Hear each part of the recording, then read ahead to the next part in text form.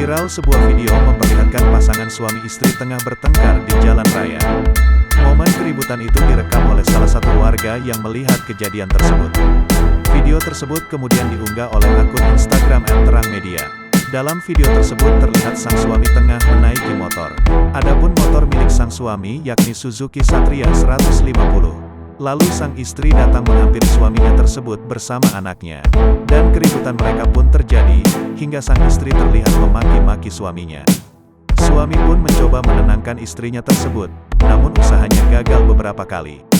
Hingga sang istri juga tampak melampiaskan emosinya itu ke motor suaminya. Beberapa kali sang istri menendang-nendang motornya itu. Sang suami pun juga terlihat pasrah ketika motornya jadi sasaran amukan istri. Anaknya yang melihat keributan yang dilakukan orang tuanya itu juga tampak menangis jerit. Hingga akhirnya salah satu warga datang menghampiri dan menengahi mereka. Belum diketahui pasti waktu dan lokasi kejadiannya tersebut.